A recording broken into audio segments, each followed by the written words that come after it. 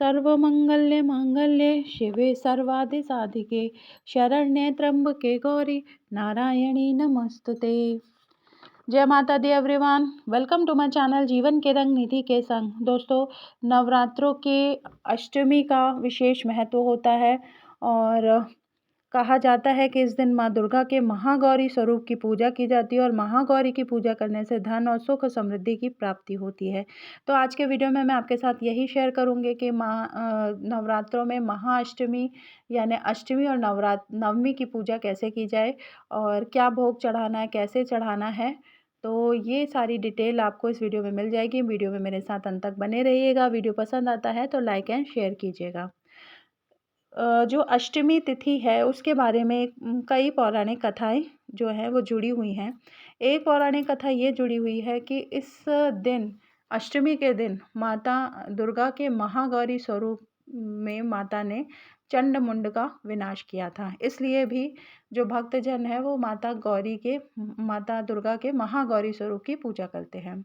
इस दिन आपको सवेरे स्नान करना है और स्नान करने के बाद अच्छे से घर को साफ़ सुथरा करने के बाद पूजा स्थान को साफ़ करना है। अगर आपने माता की चौकी बिछाई है, लगा रखी है, अलग कहीं 9 दिन आप उसकी पूजा कर रहे हैं, तो वो चौकी को अच्छे से साफ़ कर लेना है। उसके बाद माता का आपको स्नान कराना है। फ़ोटो है या मूर्ति है वो इस तरह से, जैसे मैंने आपको बताया, आपको इस तरह से 4 बार माता और गणपति जी के ऊपर से फूल या चम्मच से आप पानी लेकर इस तरह घुमा करके माता का भाव स्वरूप में स्नान कराना है। उसके बाद गणपति जी को जनेऊ पहनाना है, अर्पित करना है। उसके बाद माता को चुन्नी चढ़ानी है। अगर आपने पहले दिन माता को चुन्नी अर्पित की है तो कोई बात नहीं, और अगर नहीं भी की है तो भी माँ अष्टमी के दिन माता को लाल रंग की चुन्नी ज़रूर चढ़ानी चाहिए।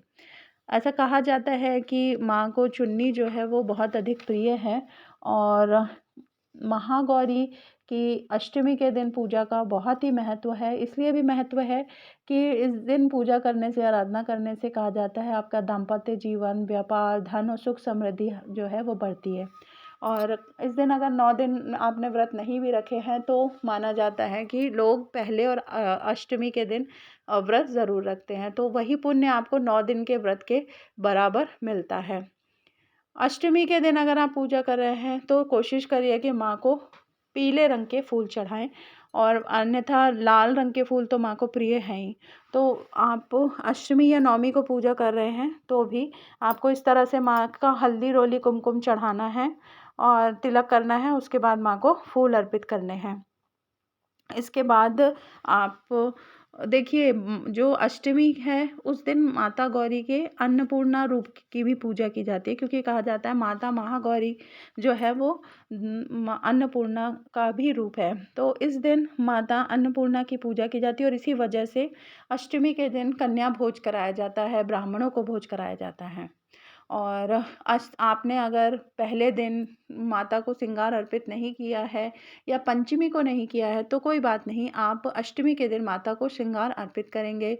माता को पंचमेवे का भोग लगाएंगे और श्रृंगार जैसे आपने चढ़ाया तो उसमें से आप बिंदी निकाल कर माता का श्रृंगार करें, सिंदूर लगाएं।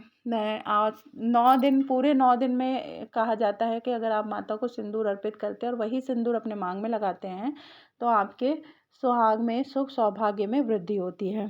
और जो माता का प्रिय भोग है वो है आपको लौंग और बताशे का वो भोग चढ़ाना है। इसके अलावा अगर आप अष्टमी को पूजा कर रहे हैं तो इस दिन के लिए नारियल या नारियल से बनी मिठाई का भोग बताया जाता है। बाकी सीजनी फल आप चढ़ा सकते हैं और यही सेम पूजा आपको नवमी के दिन भी करनी है। सुबह सवेरे स्नान करने के बाद आपको हलवा, पूड़ी, चना, ये माँ का प्रिय भोग है, आपको ये माता को अर्पित करना होता है। और अगर आपने खीर बनाई है तो आप खीर भी बना सकते हैं। और हर घर में अष्टमी की पूजा के लिए कुछ अलग अगर विधान है आपके घर में तो आप वैसा पकवान बना सकते हैं, नहीं तो नॉर्मली तो यही हलवा, पूड़ी, चने का ही भोग माँ को लगाया जाता है।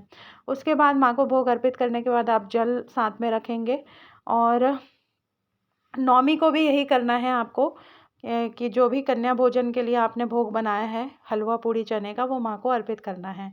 उसके बाद हवन करेंगे। हवन और जब आप पूजा कर रहे हैं तो पूरे पूजा के दौरान आप माँ दुर्गा के मंत्रों का जाप कर सकते हैं और साथ में आप दुर्गा चालीसा पढ़ सकते हैं। और अष्टमी को, नवमी को हवन किस तरह करें, ये मैंने एक अलग वीडियो बनाया है, वो मैं लिंक आपके साथ शेयर कर लूँगी, तो आप उसको देखकर भी अपना घर पर हवन कर सकते हैं।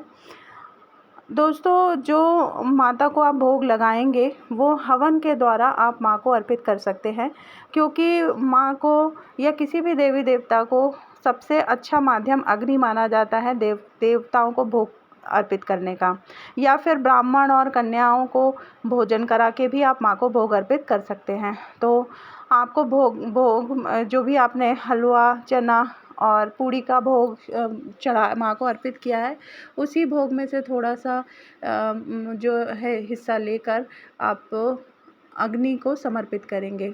और अग्नि को समर्पित करने के बाद आपको जल से इस तरह से आचमन करना होता है, और उसके बाद जो है आप कपूर और लौंग से माँ दुर्गा की आरती करेंगे।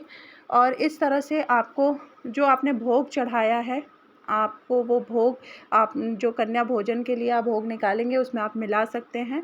और इस तरह से आपको अष्टमी और नवमी के दिन माता की पूजा करनी होती है। और आरती करने के बाद ये पूजा आप सब परिवार करें तो बहुत अच्छा होता है, पति पत्नी बच्चों सहित करनी चाहिए। और आरती के बाद जो है वो थोड़ा सा जल जो है वो आरती के चारों तरफ फेरा जाता है, और माँ से आपकी की गई जो भी पूजा में त्रुटि है उसके लिए क्षमा मांगेंगे। और इस तरह से आप अष्टमी और नवमी की पूजा सरल तरीके से कर सकते हैं। Thank you.